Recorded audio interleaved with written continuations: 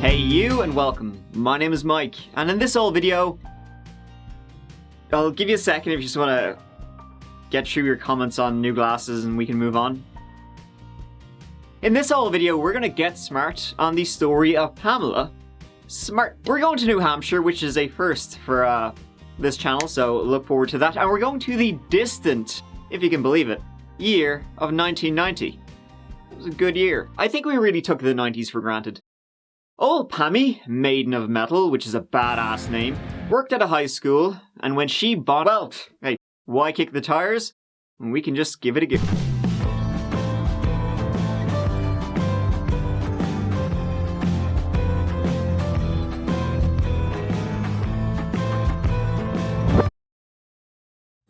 Pamela Wojas was born in August 1967 in Coral Gables, Florida, to a well-to-do family. Her dad was an airline pilot, her mother a part-time legal secretary. The family then moved back to New Hampshire, where Pam went to elementary school and high school, where she was a cheerleader. She was ambitious even as a child, always aimed high, you know, loved the attention. And she will get it. Probably, I don't know the way she wants it though. But in high school, I think she did actually get the type she wanted, I hope.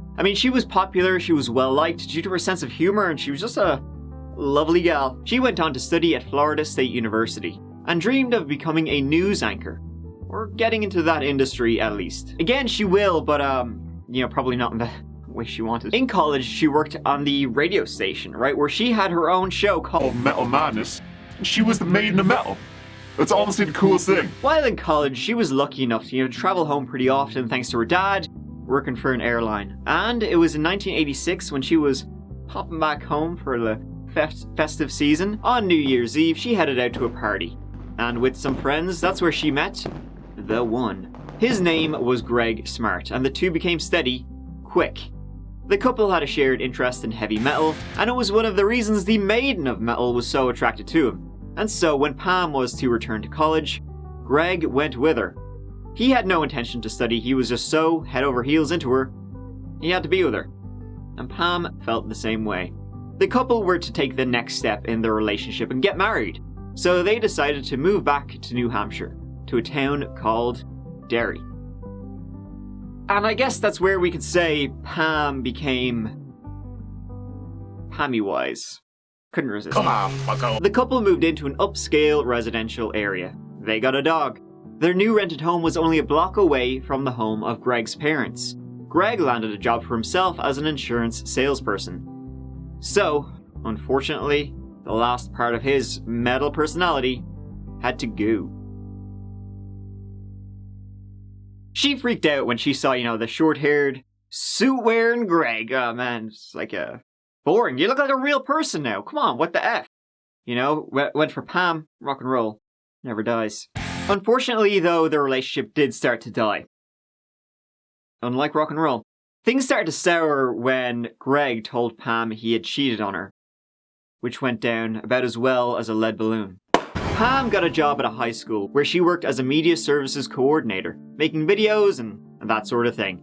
She volunteered at a drug prevention organization called Project Self-Esteem. Man, the late 80s, early 90s were something else. Who taught you how to do this stuff? You alright? Pam, she was young, 22, getting on great with all the students who loved her because she was fun, she was funny, she was just a great person to be around. She was the whole package, and certainly one student thought that. And that was William Flynn, Billy. Billy was pretty much like a little puppy around her. Followed her as much as he could. He would be at her beck and call during volunteer sessions. He would visit Pam's office more and more, up to the point that it became an everyday thing. Now, of course, Pam knew what was going on, but she was like, yeah, sweet. But, Pam recently finding out that her husband had cheated on her, she enjoyed the confidence booster. She was loving it. She was loving the attention. She gained back her confidence, through Billy's feelings. And more. Billy was Pam's perfect man boy. He had shoulder-length hair, an earring, and was rocking the leather jacket. He was really into heavy metal, and even played the guitar. He had an earring, a leather jacket, and an axe. He's somebody we should all be looking up to. So Pam was like feeding Billy's feelings, and in early 1990, they kissed. Pam also became friends with another student, a Cecilia Pierce. She would be Pam's teen assistant, and Pam would share everything with her, unfortunately for Pam. So in late March 1990, Greg was out of town on a work thing for a few days when Pam decided to invite over Billy and Cecilia. Now, let's hang out, shoot the shit, maybe watch a flick. Maybe it was 9.5 weeks, which is pretty hot. I haven't seen it, but that got things, cooking. So when Cecilia had to go walk the dog, yes, Cecilia, go walk the dog, Pam and Billy went up to Pam's room and, knocked boots. Pam and Billy continued their secret relationship in the following weeks. But there was a problem. Problem named Greg. Which takes us to the 1st of May 1990. It was a Tuesday. To be, it was. Greg got ready for work and was out the door at 9:45 a.m. A few minutes later, Pam left for work herself. She was to arrive home late that evening, had some school meetings. When she arrived home at 10:10, the house was dark, which was unusual. Greg, he would always turn the porch light first thing he did when he got home. His car was there. House was dark. And when she entered the house, she found him lying on the floor. She screamed, ran to the neighbors for help. She was absolutely hysterical. Yes, emergency in 4E, Summer Hill condominium. There's someone passed out. I don't know, a girl is hysterical in here. She just ran over. Her husband is passed out. So why he's passed out there, man? He's on the way. Do you know why he's passed out?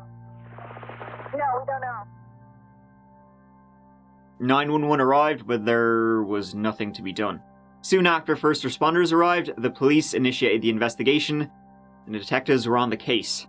The place looked like maybe a burglary or something, a clumsy one, but it didn't take long for detectives to realize this was no burglary, and there was no forced entry. Greg's wedding ring, which had diamonds, still on the old finger, his wallet with money in it still remained, and Greg had been executed, shot in the head from close range. From step one, there were a lot of questions in this case, and as per usual, those questions get directed at the person closest to the victim. Though, it couldn't have been Pam. She was at a meeting when it happened. So, right? Racking my brains here, lads. Don't know what's going on. Billy. Old Billy boy. All of 15 years old. Big buckle. He had two good friends, right? Pete Randall and Vance Latimer Jr., J.R., as he'd be known. Now, Billy had kind of a tough upbringing. His parents' marriage was rocky, constant fighting, and his mother took him to New Hampshire from California when he was 12, away from his dad. His dad died not long after in a car accident. But his two buddies, Pete and J.R., were very supportive. And those two lads were described as great kids. Though for Petey, there was a rumour going around that his ambition was to become a hitman. Probably should try and, aim a little higher, not with a scope. Though here in that business, you make a killing. Cecilia too was part of that group, and she was very close with Pam. Pam was the centre of attention from Cecilia and Billy, the way she liked it.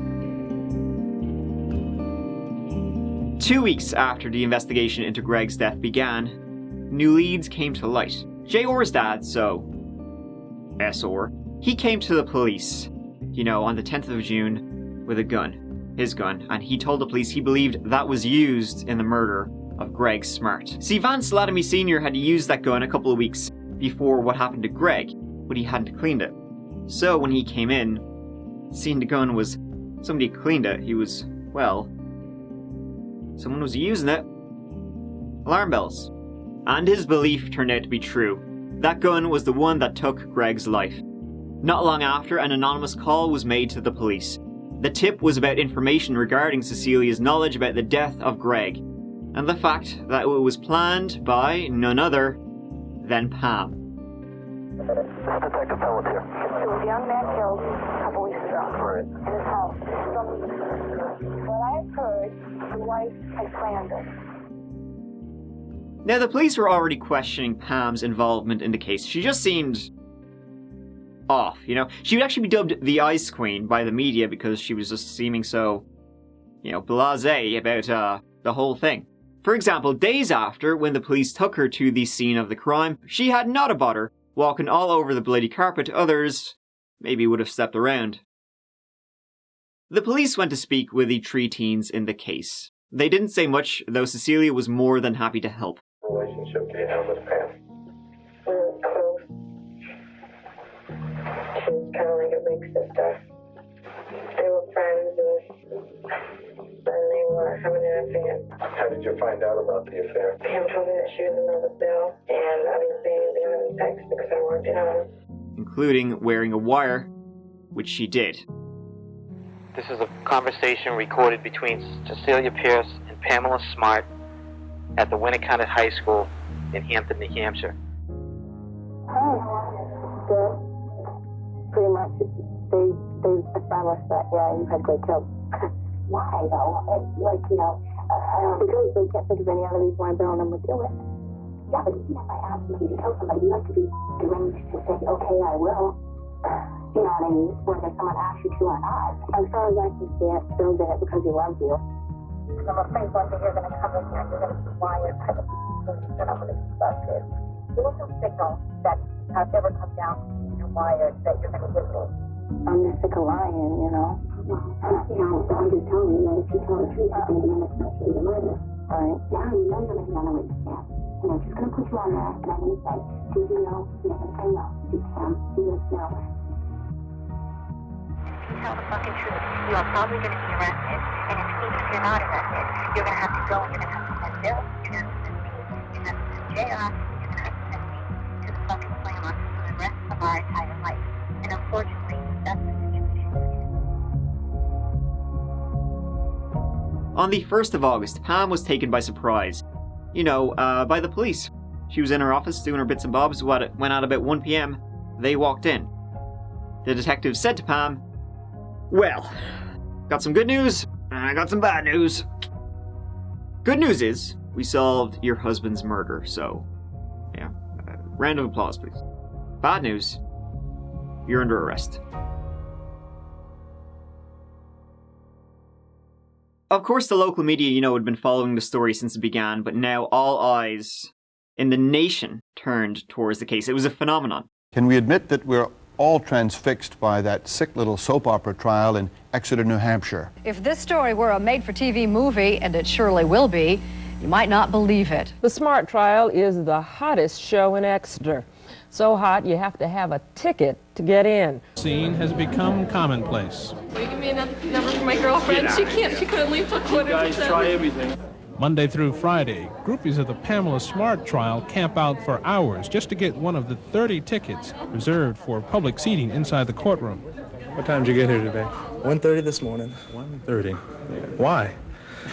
Want to get a front row seat, I guess. It's just the case is so bizarre that I just can't believe the whole thing, so I thought it would be interesting to come and see exactly what is transpiring. You mean just watching it on television was not enough? It was not enough, although when we came Friday, I ended up watching it on television in the other room there because the court was filled. Yeah.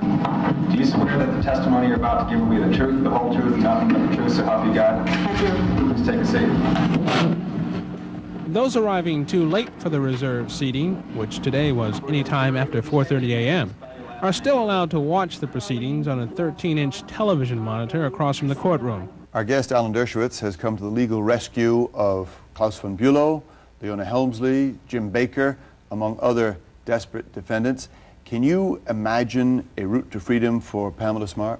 It's not going to be easy. The coverage of the case was in full bloom before the trial even begun.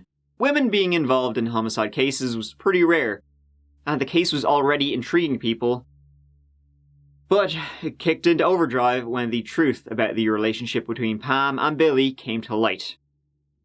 What was the nature of your relationship with Bill Flynn in the fall of that year? Same as everyone else's, just acquaintances. Did you like him? Yes, I thought he was a good kid. What did you like from him? He was easy to talk to. Friendly. Do you have any shared interests? Yeah, he liked some of the same music that I do, and he played the guitar. Did your relationship with Bill Flynn ever change? Yes, it did. Why? How? Why? I don't know, but how? When we were working on the video, I was told from the beginning from Cecilia that Bill had a crush on me, and I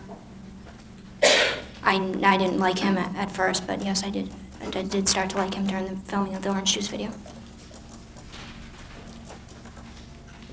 Did you ever tell him that you liked him? Yes, I did. Did there ever come a point in time when you did kiss Bill Flynn? Yes, I did. Well, I didn't set out to have an affair with him, but I did. Well, there had been quite a few occasions when I had wanted to tell Greg, but I had chickened out. I drove up to the house, and I went into the garage, and I went up to the house, and I noticed that the outside lights weren't on. And I remember thinking that that was odd because Greg usually left them on when he knew that I was going to be late.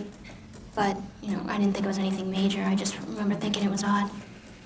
Well, it all happened in a matter of, not even a second, I don't think. And I remember seeing things near him, like a candlestick and a pillow, and I remember the first thing I thought was to go get help. And I said Greg's name, and he didn't answer, and I ran out. It all happened really fast. It's hard for me to remember exactly. I didn't know what was going on. Especially when the tabloids got a hold of this picture. Pam wasn't a murderer. She wasn't the one that pulled the trigger.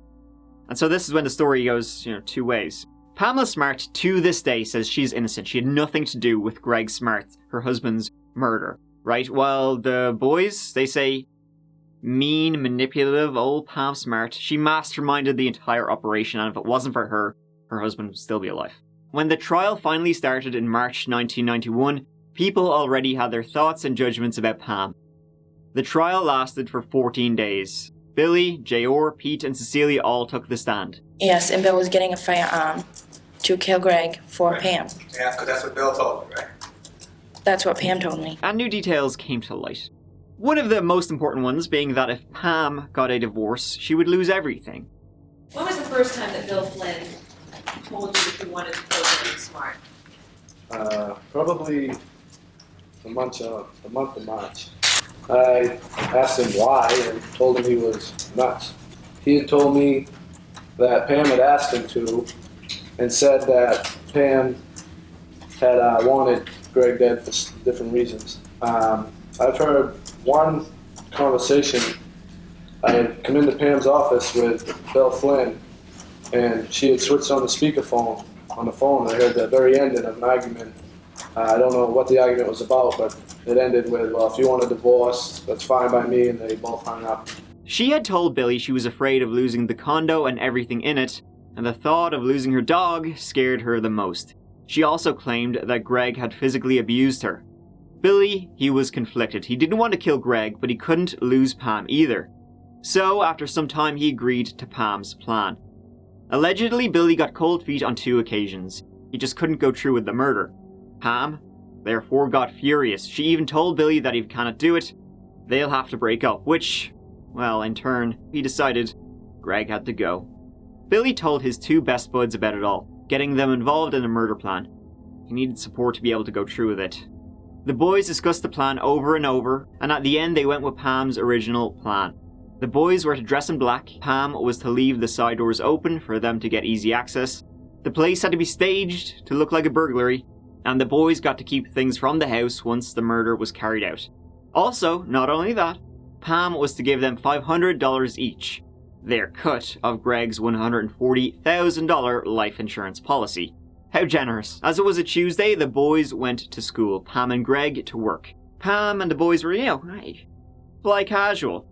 Except for the fact that, allegedly, Pam went to school dressed like a Christmas tree with every single piece of jewelry she had because she thought the boys might steal it when they went to kill her husband. She told Bill not to kill Greg in front of the dog because it would traumatize the dog. J.R. and another friend stayed in the car, while Billy and Pete went inside. They messed up the place and waited.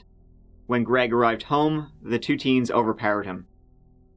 Well, we went to the kitchen and there's a butcher block there. And Pete took a knife out of the butcher's block. Why did Pete take a knife out of the butcher block? because he was gonna, instead of using the gun, he was gonna cut Greg's, he was gonna kill Greg with a knife. You started saying he was going to cut. What was he going to cut? He was gonna cut Greg's throat.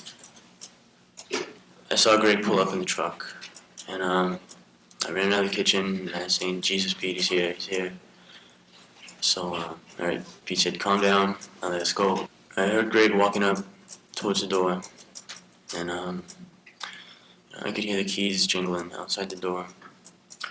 So he unlocked the door, and he opened the door. And then I jumped out from behind the door, and I grabbed him by his shoulders on his suit jacket, and I was trying to pull him in the condo. Well, he started yelling, and he was trying to back out of the house. Sorry, I can't hear you. He started yelling, and he was trying to back out of the house. Pete jumped out from where he was, and pushed him in. He shut up the lights, and shut the door, but the mat got caught in the door. And then he took the mat out of the doorway and shut the door. Well, Greg was saying, what's going on, and I was telling him to be quiet. Greg, thinking it was a robbery, handed his billfold to the boys, but when he was ordered to give them his wedding band, he refused, saying, "No, I couldn't, my wife will kill me." Wouldn't she just? I asked him for the ring on his finger. What kind of ring was it?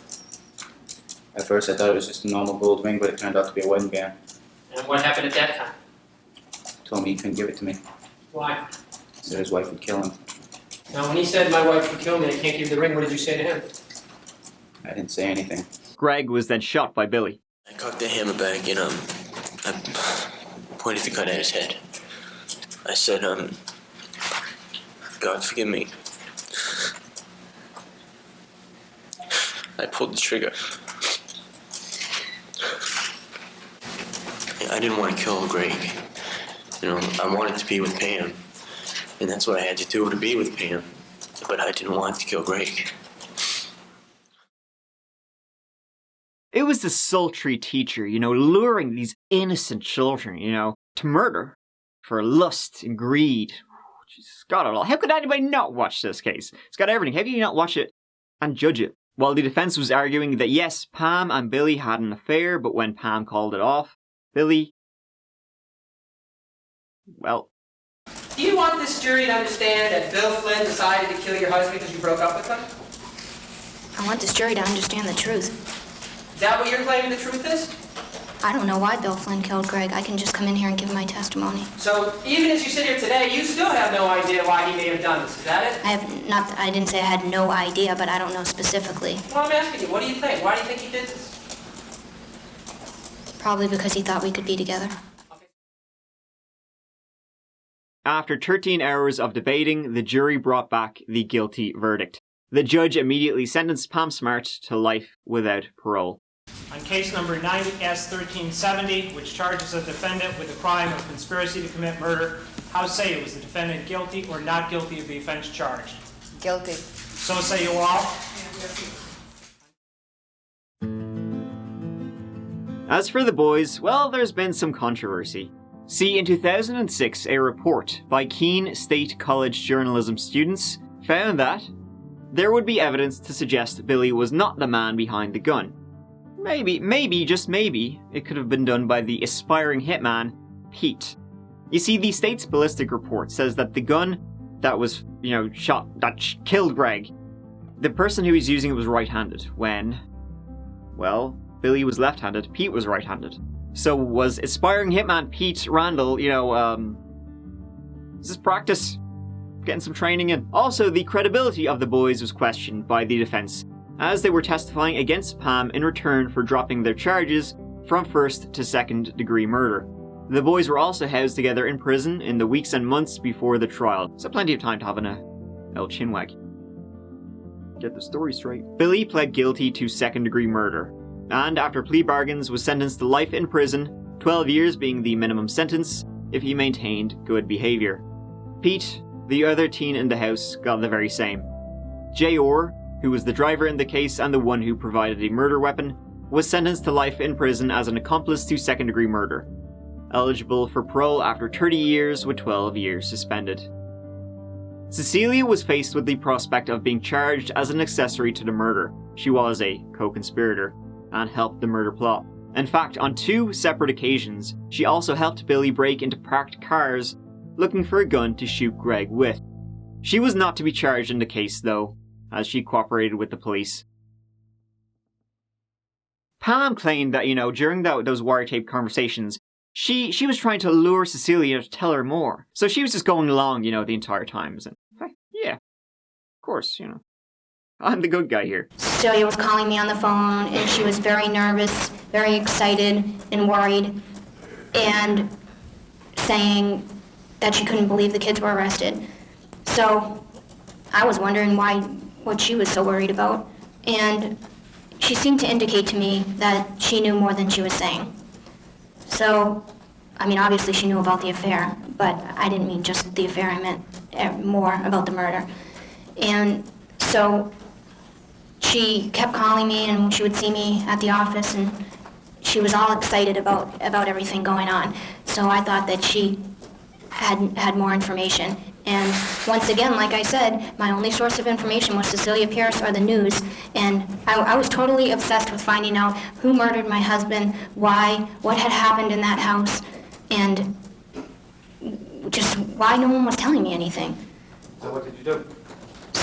Well, I figured that if she knew more about the murder, then she would tell me if I acted like I knew more about it. And I told her, well, she had said to me that she had asked me, did I know about the murder beforehand? And initially I had said no. And then she made a statement to me that if I knew more about it, as long as I told her that she wouldn't tell anyone, and that we had to stick together. So in my mind, I thought that I would play a game with her, and I would say that I knew more about the murder. No, you should play a game. What's the game? What's going on? What's the point of this? To get information. Oh yeah, just to let you know as well as a side note, Cecilia sold the rights to the Pamela Smart story to a film production company for $100,000. Nice. Now this case had a lot of controversy. Jurors were out of line multiple times, they're talking about the case outside the courtroom, there's a lot of shit going down. And this was the first case that was really widely, there was a lot of media coverage about it before OJ and a lot of the more famous 90s cases. This was number 1 and everybody was watching it. When the defense attorney tried to move the trial to another state due to the amount of coverage, they were refused. Whether she had a part in this or not, Pam Smart had no chance at all. The Pamela Smart murder trial dominated the media for many months. And when it was over, Pam was convicted for coaxing her teenage lover and his 2 friends to murder her 24-year-old husband, Greg Smart. Even so, there are many people who believe that Pam did not receive a fair trial and is innocent. Some of the friends of Pamela Smart, shown here at last weekend's fundraiser, and also included in that are men who are sending her gifts, writing and phoning her in prison, and even composing songs for her. Some wonder if these men have a crush on her. Did you plan the murder of your husband? No, I did not. Did you know it was going to happen? No, I did not. Did you want him hurt? No. What happened to Greg is the most horrible thing I've ever gone through in my life. And I'm still haunted every day by memories of what must have happened to him inside our house before he was killed. Pam has spent almost 3 decades behind bars in maximum security prisons. Prisons plural because she didn't have an easy time in prison, hasn't been having one. In 1996, Pam was beaten by 2 prisoners. Her injuries were so severe she had to be hospitalized, and a plate had to be inserted into her face. Since then, Pam has been on pain medication. In 2003, pictures of a half-nude Pam appeared in the National Enquirer tabloid. I always associate National Enquirer with class, so this is very surprising. Allegedly, a prison officer sexually assaulted Pam and threatened her if she says anything. Her family will be in danger. The pictures were taken by the officer after the alleged assault occurred. Pam was also accused of being part of a drug circle after some medication was found in her cell that contained morphine. She was already on pain medication, but hey, who needs a good reason? you know, and then so she was locked away in solitary confinement for 77 days for her own good. Nice. Great. She's been volunteering for decades now and part of different support groups. In fact, here is a long list of her achievements since being incarcerated. Pam never actually admitted or said she had anything to do with Greg's murder. Now, she obviously admitted to having a relationship with Billy. She regrets that, obviously, because the boys and the ones who actually pulled the trigger are now all free. Taking the podium, this is Bill Flynn's first chance to tell the Smart family how sorry he is for killing their son. As soon as I walked in the room today,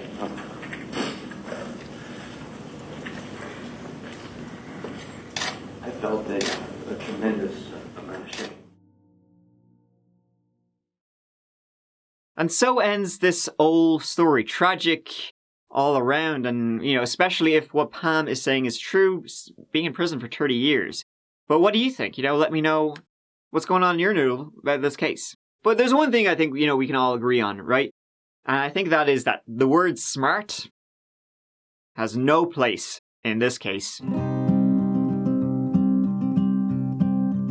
Thank you so much for watching. I really appreciate it. I will see you as always real soon in the next video. Take care of yourselves. Mike out.